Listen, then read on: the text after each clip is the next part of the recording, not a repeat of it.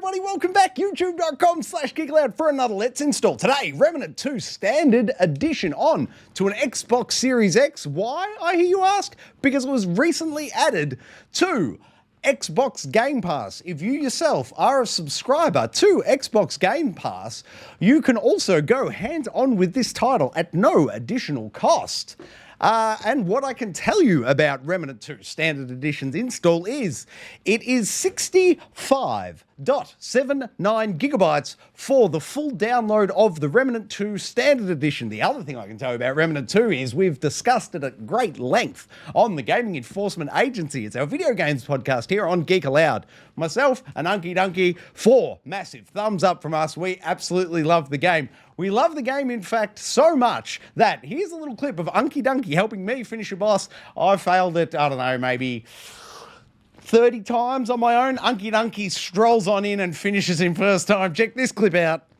But anyway, for now, let's install Remnant 2 Standard Edition right here, youtube.com/Geek Aloud. Once it is installed, we'll jump on into that settings menu, pop open the hood. I'll make any recommendations as to the video settings, you know, performance, quality, film grain, motion blur, all the usual stuff. We'll check out the accessibility options, anything of note there. And then, of course, as we always do, I'll bounce back out to the Xbox dashboard, pull up the particulars, and give you the current version number and full install size as the download size varies due to compression. Check out a Gaming Enforcement Agency, please. But for now, let's install Remnant 2 right here, youtube.com/Geek Aloud.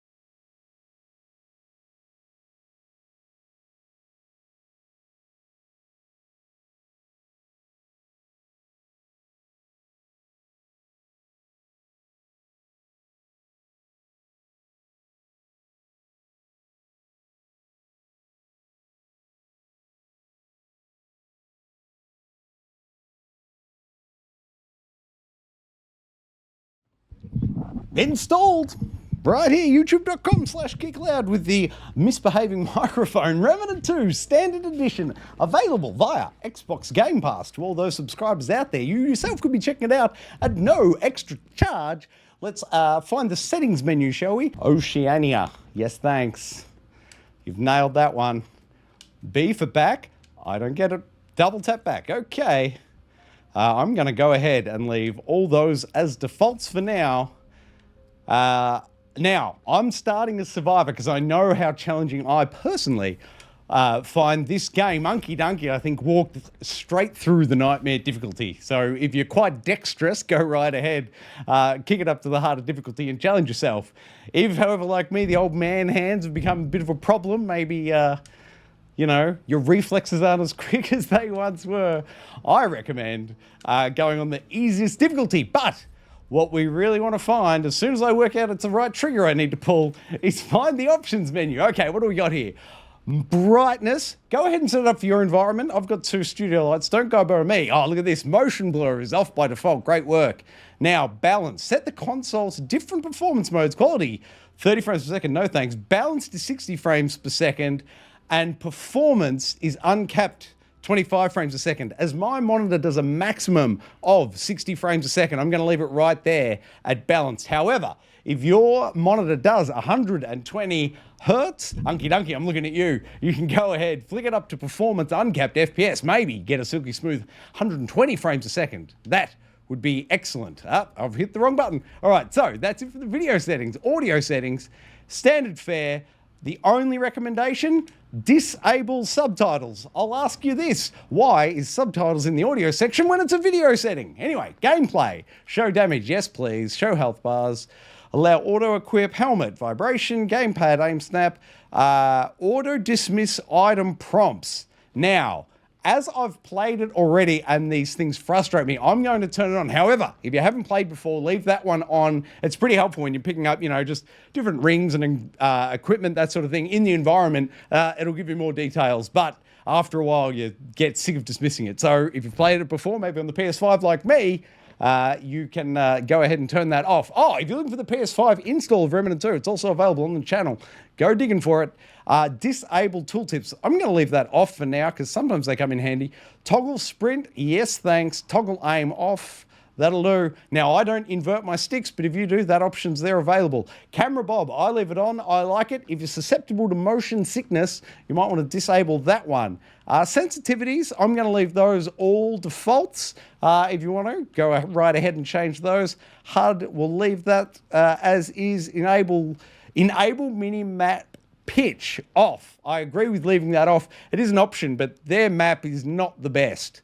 Certainly not the worst I've seen. It's also not the best. Hit indicators on. Yes, thanks. Advanced reticule.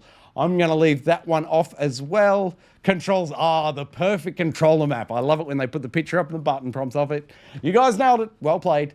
Languages, and I'll leave that as English. That is all the settings we have to look at there. So let's bounce on out now to the Xbox dashboard, pull up the particulars, and wrap up this here Let's Install. I can tell you currently, Remnant 2 Standard Edition on an Xbox Series X is version 1.0.0.24, and that is a full and complete install size of 65.8 gigabytes. Thank you very much for watching another Let's Install right here on Geek Aloud. Please check out the Gaming Enforcement Agency. It's our video games podcast. You get to see our gameplay footage and hear our hands-on impressions of each and every title. What else can you do with Geek Aloud? Like it, subscribe it, you'll never miss it.